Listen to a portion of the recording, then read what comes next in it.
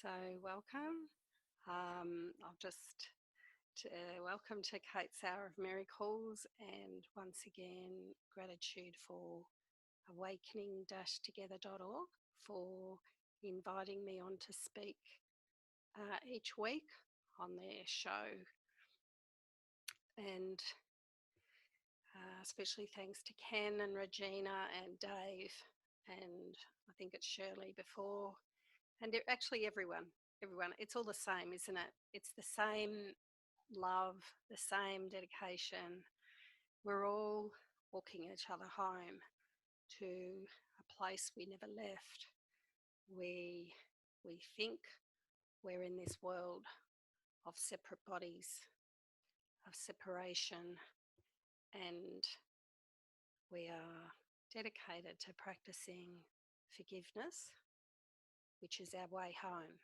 The practice of forgiveness, which is all about our own minds, and each particular fragment of the ego that seems to be here will eventually awaken. It's already done, but it seems to be happening. We seem to be in a dream of linear time. And so we each do our part as we go home, and as each mind even does the tiniest of forgiveness. So I was reading a lesson the other day, and it just said that every 5 minutes when you repeat the lesson, you are healing so many minds. It's just amazing how each mind that selects forgiveness just goes within and shifts from fear to love, shifts from being right to being wrong, and then being right in the Holy Spirit. So the ego wants to be right. We have to have our decision maker to say, I think I'm wrong here because I'm not peaceful. And we just very, very gently are shifting our mind back to the mind of God, to a place we never left. And the only time we'll ever know that we never left there was when we've undone the ego. And it does dawn on our minds that we never were an ego, we never were a separate self, and that was totally false. But while we're seemingly here in this world believing it's real, we have a part of our mind that knows that something's not right here. We don't really know what's not right. So it's wonderful to have this direction, especially from the Course in Miracles. There's some really beautiful spiritual paths, but A Course in Miracles is such a complete teaching for us to go home. So today I'm going to do my talk on what is the body, which is number 5 of the little essays between the later lessons of the Course in Miracles. And I'm going to just go through this lesson and just put my comments on it like I usually do. So it's a nice way to go, well, I call it a lesson. It's a nice way to go through this essay and just get a bit of a deeper understanding of it. Jesus does not mince words in the Course in Miracles. He doesn't shy back from the truth. He really is trying to get us to understand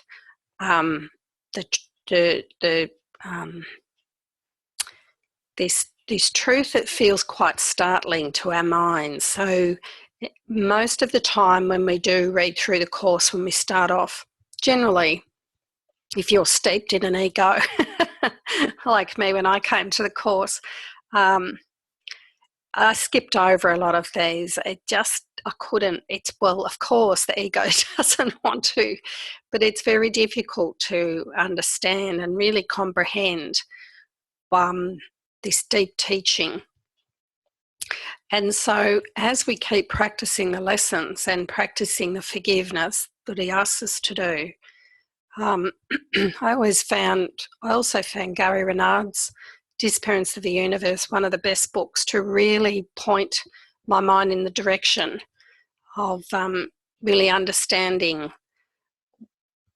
Basically, it illuminates the teaching. So you sort of, for me, I read Gary's book and then I'd go back to the course and I seemed to understand it more. So the masters in Gary's book have explained that they were here. They just said that we're appearing because it's helpful. That was all they said. And they were helpful. And they were helpful at that time because our minds are so conditioned. They are absolutely the conditioned mind, which is another term for the ego mind. It means it's conditioned in its thought system. It's a conditioned way of thinking. And so that's what the ego mind is. And so we're slowly shifting from that mind. And one of the main teachings of the Course in Miracles, which we really have to eventually get a really good understanding of, is what is the body. And the teachings are, I am not a body. So where we're at is when we, as an ego living in this world of separation, we believe we're the body and we believe the mind is in the body. And that's certainly where I was at. I thought I had a brain.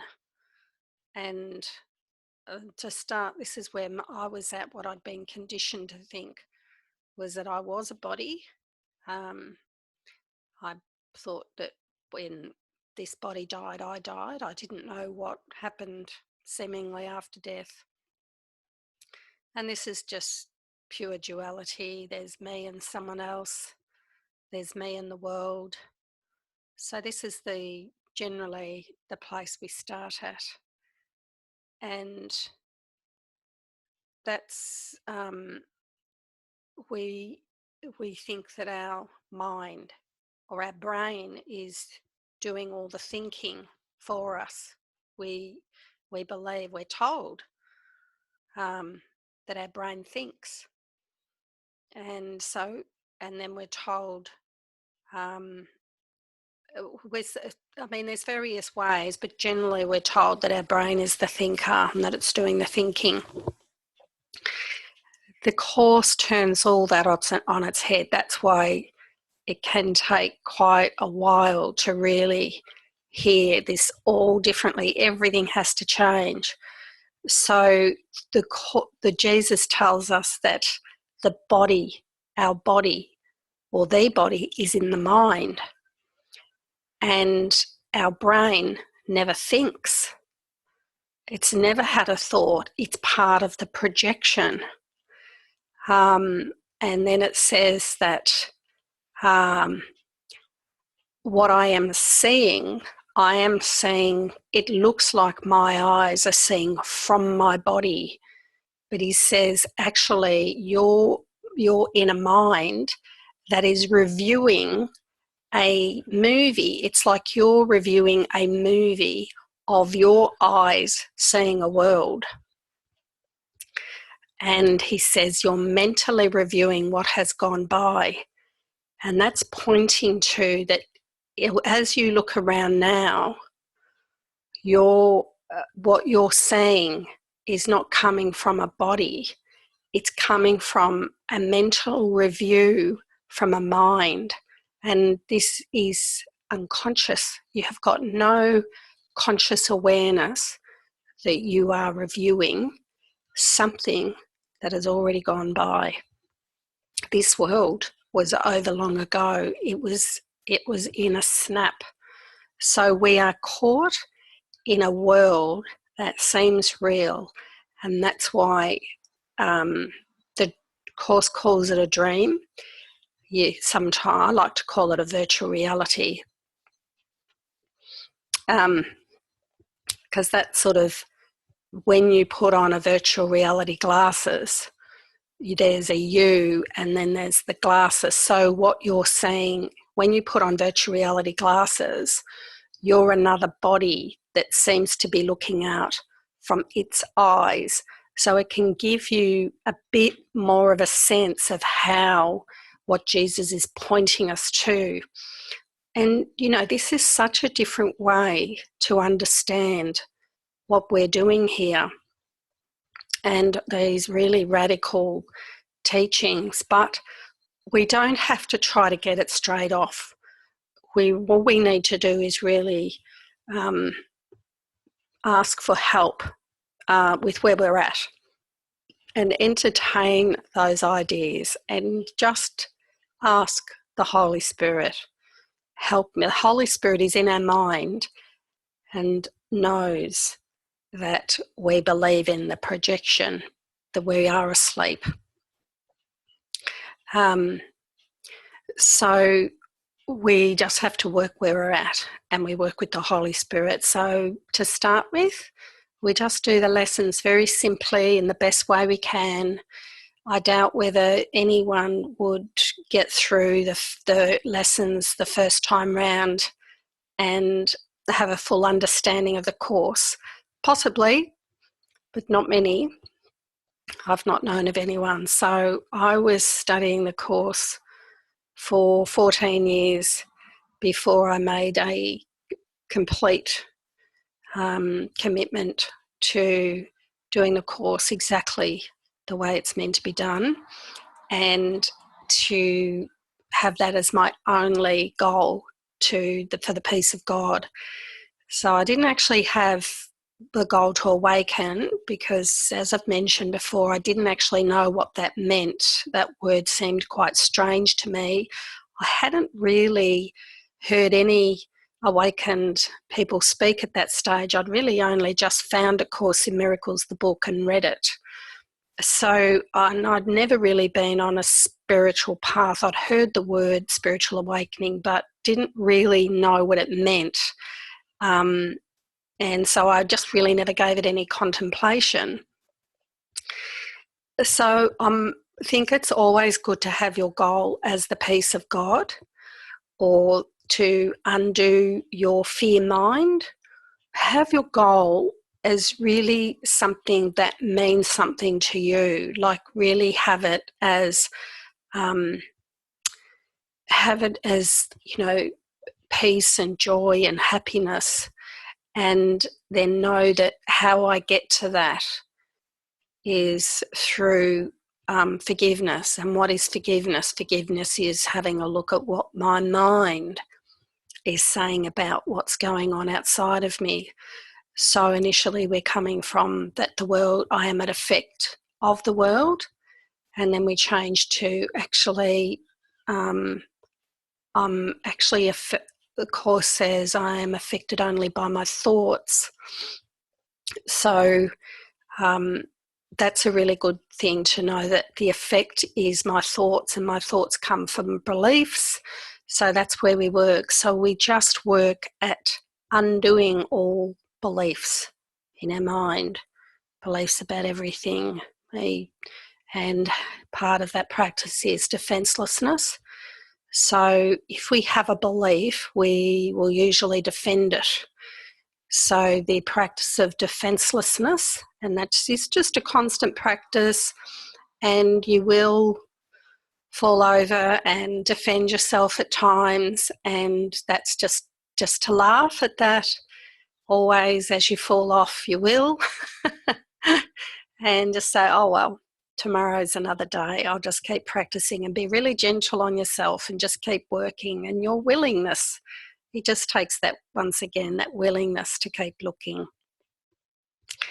So I'll just put the Holy Spirit in charge of my reading and sharing from here.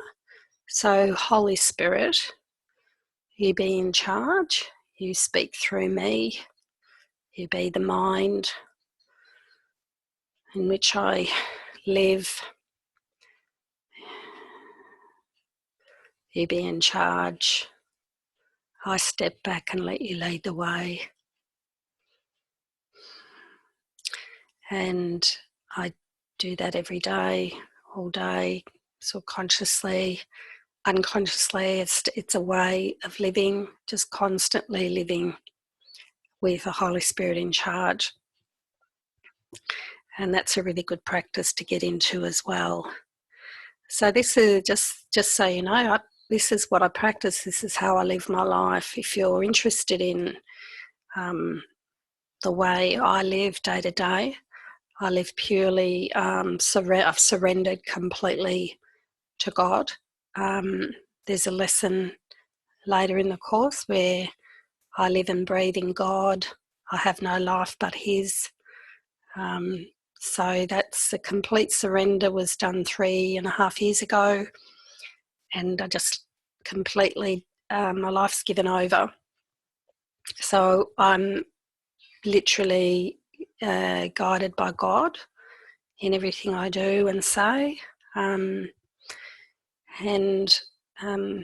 it's beautiful. I don't have any plans. I don't have any fears about anything, and I just live purely from whatever's coming up, however it is, and I just live in the I don't know mind, because I don't know what's going to happen next. I don't know when I'm going to be doing something, or what's going to happen today. I've got no idea. But when I'm asking God for guidance, everything is led. It'll lead me. In every moment I get a knowing in the mind. And so He says we can hear God's voice all throughout the day, and that's it. That's what we do. I live from hearing God's voice all throughout the day, and it's a very, very peaceful, joyful life. And there's a lot of laughter, there's a lot of fun, and there's a deep, deep peace to live from. And I now I'm serving God in however I'm to be used. I've given everything over, and there's no sacrifice. In fact, it's the most wonderful way to live. There is no sacrifice and no lack at all, because basically what happens is you're so happy with very little. You don't need a lot. You feel abundant all the time, and it's got nothing to do with material possessions or owning anything or having anything. The abundance comes from this state of mind that just looks at the holiness of everything. It sees everything as beautiful, so it's very joyful and abundant and very happy with every little thing that happens. And so it's a very different way of living this life. And a lot of people come run retreats here at my house, one-on-one retreats, and a lot of people come here not only to speak to me but to see the way that my husband and I live, so that they can see that we're living this. You don't have to go to a community, you don't have to leave your job. You can just live in this and be the example. So we're demonstrating this love, and that's how we teach, with a demonstration of it. So this is where we get to. We just share, and everyone has their gifts that God will use. God will use all your gifts, and you'll get inspiring ideas how to use those gifts. And you don't choose, you don't plan, but you have the gifts that God will use. So don't compare yourself to anyone, and how God's using the gifts through your body. So what is the body? This is Jesus sharing what is the body. The body is a fence the Son of God imagines He has built to separate parts of His self from other parts. So the body is a fence the Son of God imagines He has built to separate parts of His self, and the self is a capital S, from other parts. So when you look around in this world, you think that you imagine that you have this body and it's a fence. So you think, or we think, that this particular little bit of flesh and this outside image. So we imagine that we've built this. So we think we made this body and we built it to separate ourselves from other parts. So the other parts are the other bodies. So we're literally one mind. We're all in the mind of God as one. But here in this dream, we believe that we're a body. And so we're imagining, so we have to see that we have to admit where we are. We have to say, yes, I seem to be held within this body. So we can't skip over that. We have to acknowledge where we are to release it. So it is within this fence he thinks he lives, to die as it decays and crumbles. So he's really giving us a description of duality. This is what duality feels like. That this is how we come to the Course. We're told, well, yes, this is what I do. I think I live within this little fence. So I think this little fence here, this little body is a little fence that's fencing me off from your body. So I see that you've put a little fence up with your body. For within this fence, he thinks that he is safe from love. Now, it's an interesting comment, isn't it? We think that we're safe from love. Wouldn't you think? We would never think that we've built this body to be safe from love. We all think that we really want love, but literally we don't. We are so scared of love. And we have to be honest about that, because the ego is the fear of love. So we have to acknowledge that. There's a lot of things that we do have an awareness of, but we skip over it so much, and we have to really get in touch with those things. So he's telling us here, for within this fence, he thinks he is safe from love. So identifying with his safety, he regards himself as what his safety is. So identifying with his safety, he regards himself as what his safety is. So obviously we think we're safe in this body. Okay, so we have to really contemplate these teachings. He's telling us that when we believe we're a body, we have some sense of safety within the body. We think, oh, I'm safe within this body, but literally that's not true, because the ego will never make you feel safe within a body. So the ego contradicts itself. It tells you you're safe in a body, and then it tells you that you can be harmed as a body. So that's why the mind is constantly anxious when it's in the ego's thought system, because its thought system is always contradictory. It's like there's no safety to be found in the ego, because it will tell you that you can suffer. If you believe, it tells you you're a body, and we believe it. It's not that these thoughts are bad, good or bad. It's that we believe it. That's the problem. So when we have the thought, I am this body, we don't, well, who would ever know that that's not true? Well, I guess some minds have that knowing. So we have to unwind that. We have to see that we are something else other than this body. So we're starting to shift from this. So how else could he be certain he remains within a body, keeping love outside?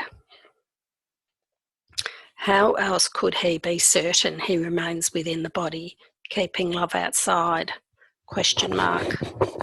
So he's just, I'm not actually sure exactly what he means by that question, but the general idea here is that our ego mind has identified us as a body, is identified other people or seemingly people here as bodies, and that it's telling us that we're safe here, safe from love.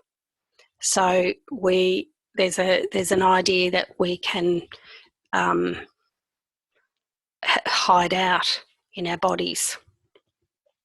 The body will not stay, yet this he sees as double safety, for the Son of God impermanence is proof his fences work and do the task his mind assigned for them. For if his oneness still remained untouched, who could attack and who could be attacked? Who could be victor? Who could be his prey? Who could be victim? Who the murderer? And if he did not die, what proof is there that God's eternal Son has been destroyed? Right. So it's interesting how he's teaching us here, this particular paragraph, he's teaching us that we feel safe in impermanence, because the fear of God, I think, is one of the obstacles to peace. And so we actually feel, he's telling us that we're actually choosing to be in a body, because then it means that God's not real, God doesn't love us, and that this world is real. And we actually want that. We actually want that to be that way. And he's saying that if we were to really realise our oneness, then who could attack and who could be attacked? So it would wipe out all those ideas in our mind. It would confront us with some really everything we ever thought would be wrong. So we see it as safe to believe these things. We're actually choosing them. We choose the ego. That's a really good point. I remember 22Apr18 saying that. We have to acknowledge that we're choosing the ego, and we have to understand why we're choosing it. And I think it sort of reflects a little bit onto sickness is a defence against the truth, how we choose sickness to prove that God is not loving. This is all unconsciously done. And this is what he's saying here, that we're choosing to believe ourselves to be a body and believe in attack and victim and murderer and death, because we're choosing that thought system. We choose it consciously or unconsciously to maintain this idea that we're separate. The body is a dream. Like other dreams, it sometimes seems to picture happiness, but can quite suddenly revert to fear, where every dream is born. For only love creates in truth, and truth can never fear. Made to be fearful, must the body serve the purpose given it. And we can change the purpose, which the body will obey, by changing what we think that it is for. So he says the body is a dream. And this is the dream. The dream encompasses everything, the whole world, the body, the universe. It's all a big dream, because God has no form. So anything that seems to take form is not have any validity, but it can be used to get us home. So we use everything here for a classroom to get us back to the mind of God. And so the dream, the ego's dream sometimes brings in pictures of happiness, but then can quite suddenly revert to fear. For only love creates in truth, and truth can never fear. So we're going back to truth, which is God's mind of love, and that mind has no fear in it. So the body is made to be fearful. So it serves, the body's purpose is for you to believe that you're separate. It's a fence that we believe we're in. So once again, our way to freedom is to really understand how we just to acknowledge that, I'm believing in my body. I'm believing that I am this body. And then I choose, I want to choose differently. I want to see this differently. So I am not a body. I am free. I am as God created me. There's many lessons that we have to repeat with that, and that's really important. This I am not a body is not to deny the body, but this teaching is to help us illuminate in our mind that we are spirit, and we are mind, or we are something other than the body. It doesn't mean we deny the body, it just gets repurposed. So the body is the means by which God's Son returns to sanity. So the body, how we repurpose the body, right? So to begin with, we feel it's me, and then it gets repurposed to an instrument or a communication device, literally to communicate the love of God in whatever way. So it's a means by which God's Son returns to sanity. So we can use it as a means. Though it was made to fence him into hell without escape, yet has the goal of heaven been exchanged for the pursuit of hell. So the goal of heaven, the goal of the peace of God, which is heaven, the awareness of perfect oneness, it's how he describes heaven in the Course.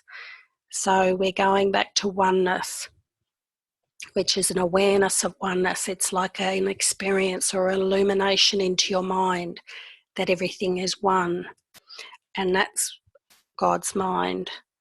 So through it, the Son of God extends his hand to reach his brother and to help him walk along the road with him.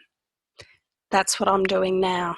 That's why I'm sharing these teachings with you. If you're watching this, I'm reaching out to you to help you walk along the road with me. Now is the body holy. So this body is now holy. It's been given to God. It's got no other use. It's not used to attract anything or be boastful, or it's literally been, it's not me. The mind of Christ that I live in now is eternal and doesn't die. So what I am can't be threatened.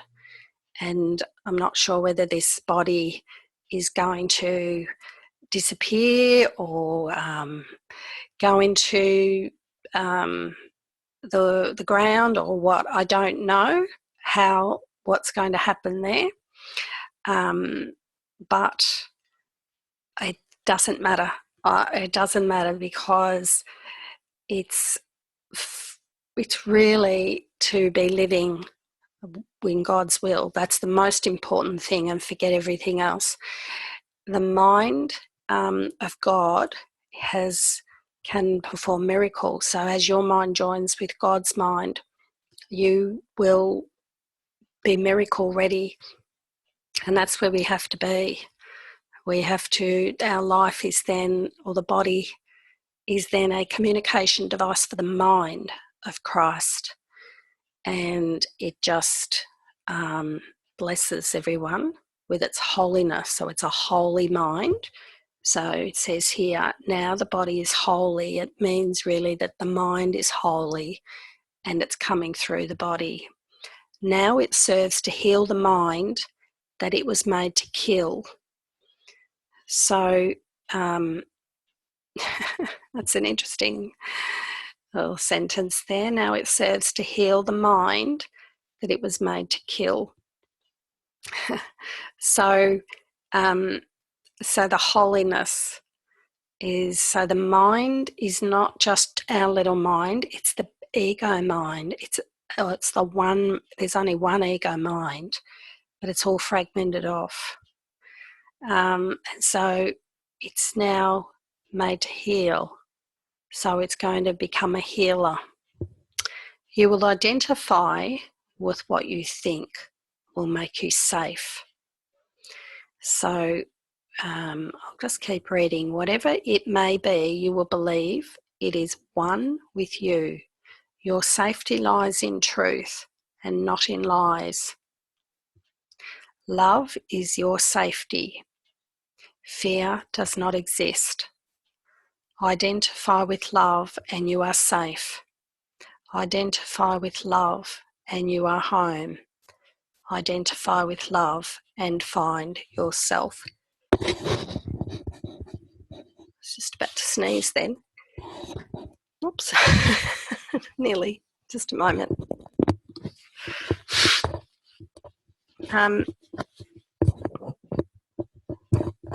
So he's asking us to identify with love.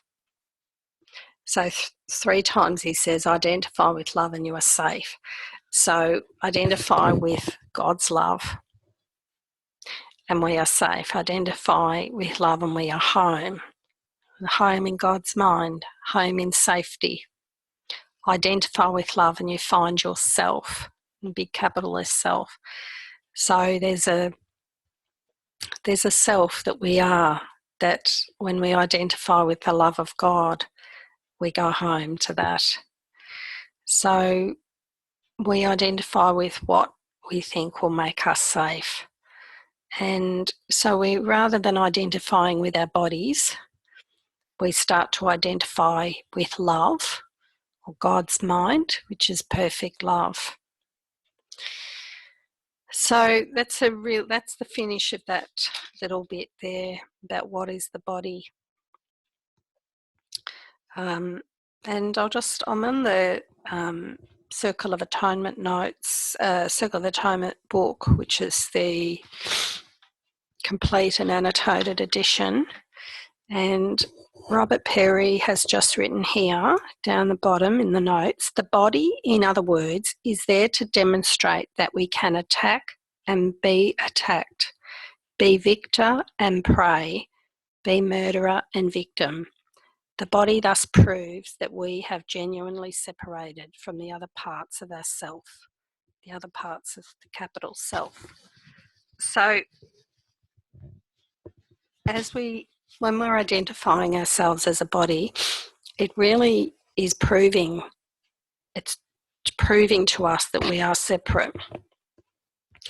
So this is why in the Manual for Teachers he talks about, these unsettling periods.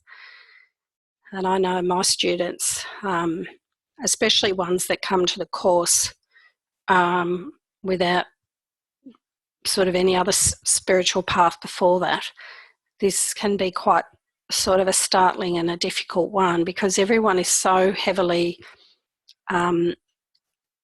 attached and have such a heavily belief around the body, that they are their body. And if you look out in the world and you see, when you look really clearly at the world, you see that everything is based all around the body. All cafes and restaurants are about feeding the body. All the shops are about things to buy for the body. Even a car is for the body to get around. Planes are for bodies to fly. When you look closely at how the world operates, everything that is here can literally be taken back to the belief that we are bodies and that something is serving, that it's something the body needs. There's so much, especially for women, and I've talked about this before, about plastic surgery and makeup and hair products, if everything around all the teachings, or all these, media is all around, all based on the idea that if I have a different body, I will feel happy. So we start to look around, and literally, as you start to unwind from belief that you are a body, that that you think you've fenced yourself off from God and you're hiding out in a body. Once you start to undo that, you start to become aware, and you will start to really laugh at how everything, the whole world seems to be set up for bodies, even all the different foods, even the idea of like nutrition, all these laws. He says in lesson 76, there are no laws but God's. And he talks a lot about laws of nutrition, even the belief in protein, the belief that this particular food can do something to my body. There's so many subtle beliefs in our minds that all come back to being a body. Even like medicines, the belief that a particular medicine can make us sick or make us well.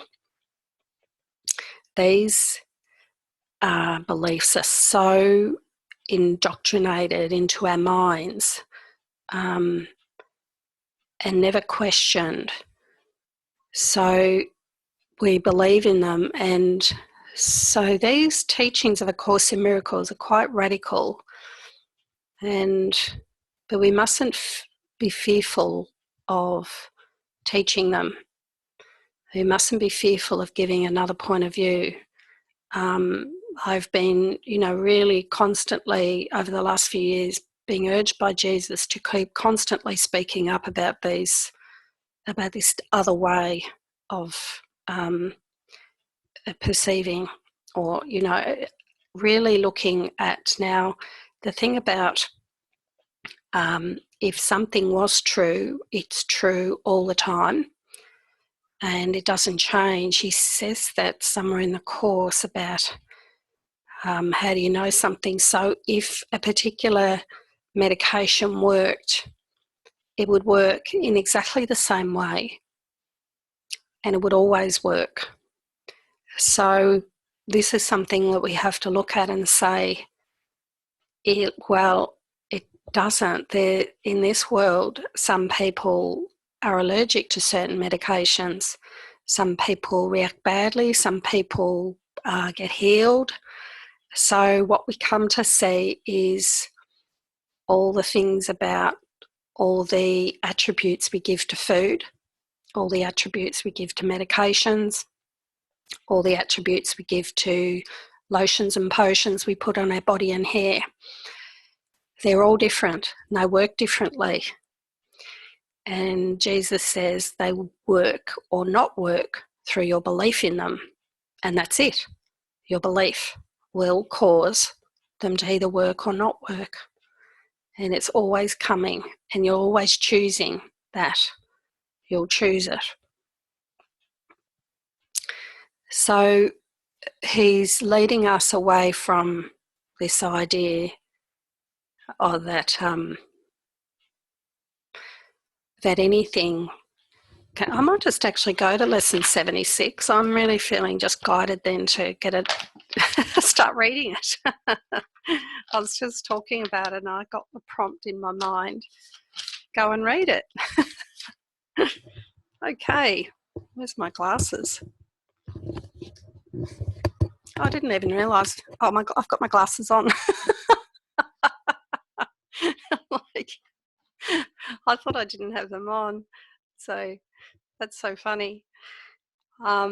Okay, lesson 76. I'm under no laws but God's. And this is such a great lesson because it does really link into the body. So and I've got another 15 minutes left, so this is beautiful. I always love how the Holy Spirit just guides me around this. We have observed how many senseless things have seemed you to be salvation. Each has imprisoned you with laws as senseless as itself. So I am under no laws but God. So this is a beautiful lesson of, this is like Jesus saying, I'm under no laws but God's, or you are under no laws but God. So we have to really embrace this. So he's saying, we have observed how many senseless things have seemed to be salvation. Salvation is like happiness. So we're looking for happiness. So we're trying against these senseless things. So we try to get senseless things for our body. We might go and buy some expensive clothing, or go out and have an expensive meal, or, we buy all these things to put on the body with this hope of happiness or hope of some peaceful state. Each has imprisoned you with laws as senseless as itself. You are not bound by them, yet to understand that this is so, you must first realise salvation lies not there. So he's asking us to firstly see that our happiness does not lie in things to do with the body. While you would seek for it in things which have no meaning, you bind yourself to laws which make no sense.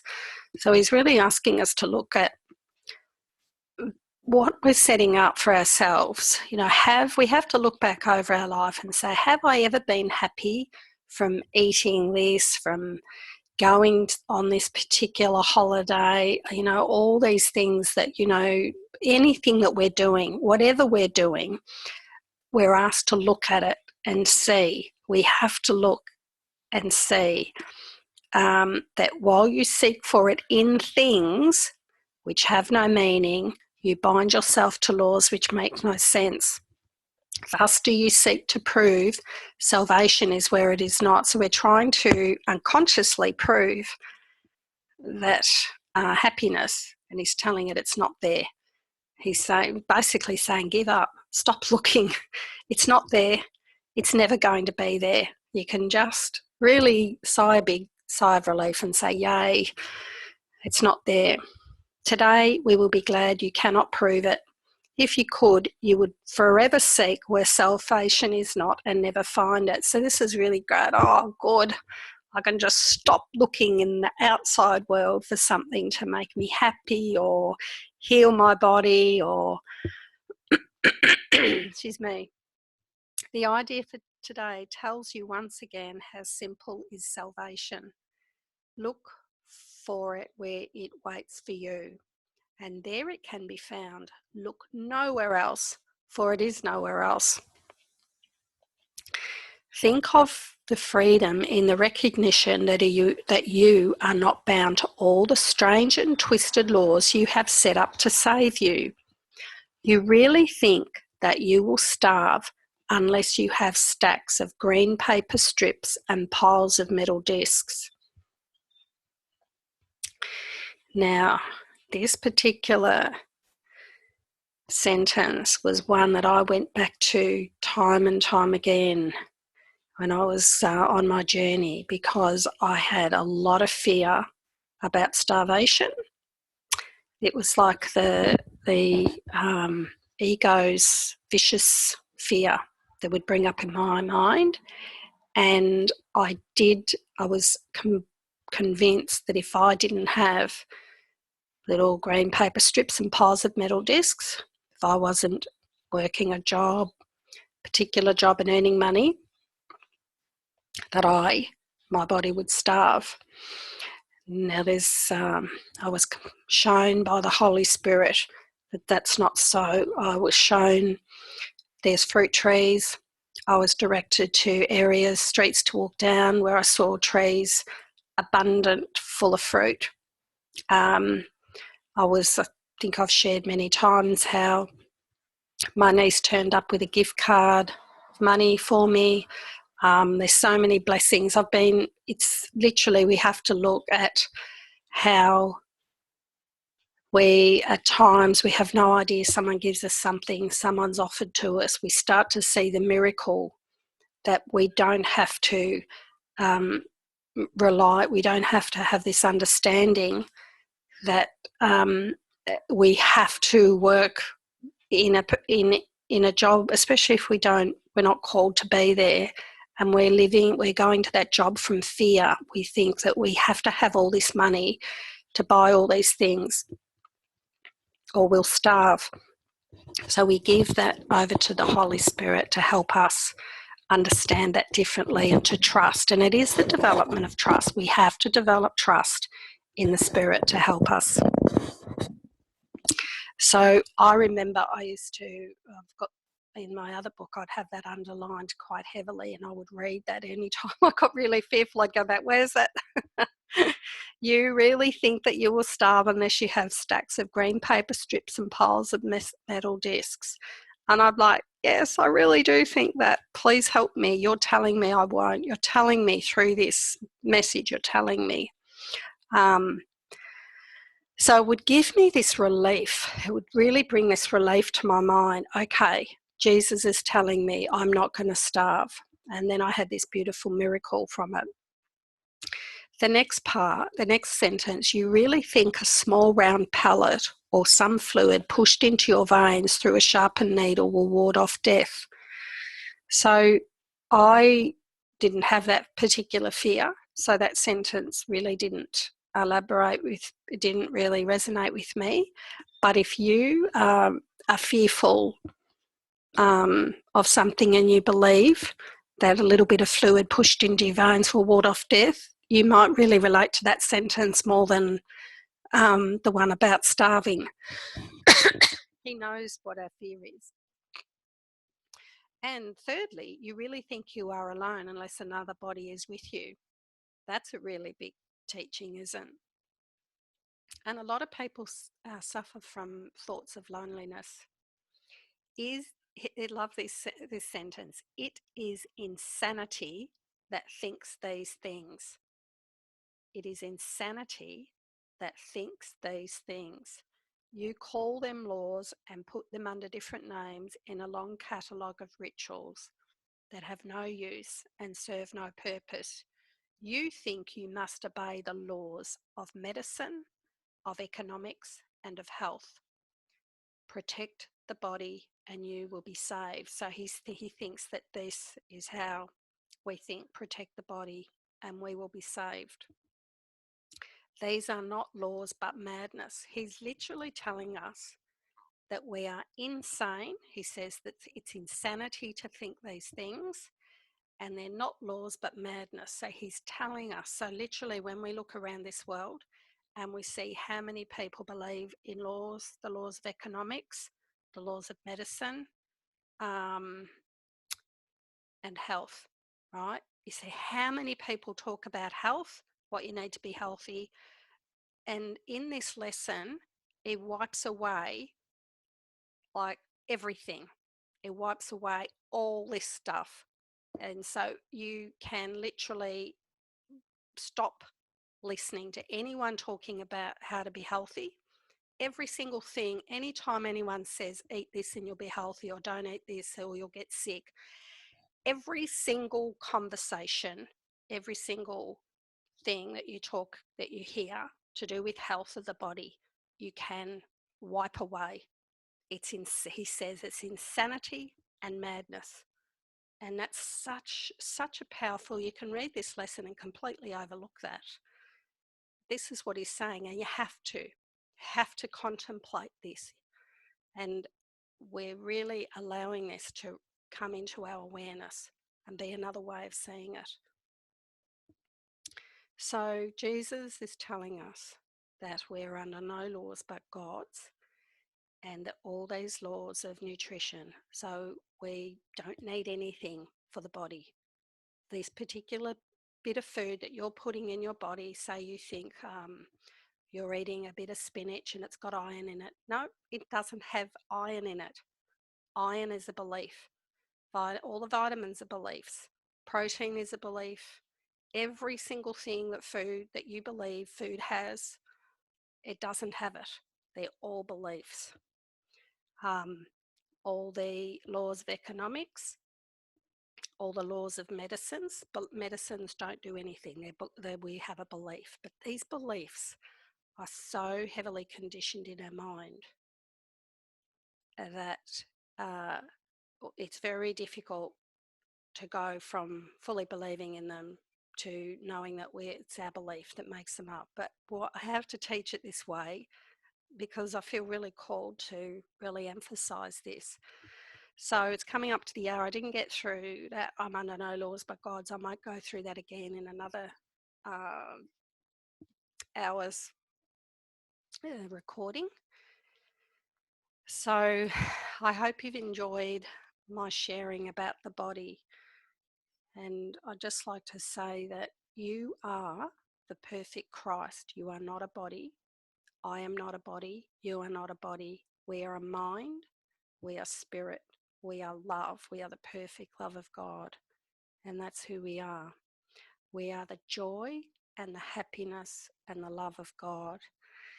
The laws that we're under is the laws of God, which is that we are love, that we are eternal, that we are changeless, that we are infinite. We are not finite creatures in a body. We are the mind, this beautiful Christ mind of God. And we start to experience that. We can say it and say it and say it, and then that will become an experience. I am that. I am this love. And you'll start to experience this love and this joy and this peace that comes from being free of all these beliefs. So I'll sign off now and thank you for listening, and I look forward to being with you next week. Thanks everyone at Awakening Together.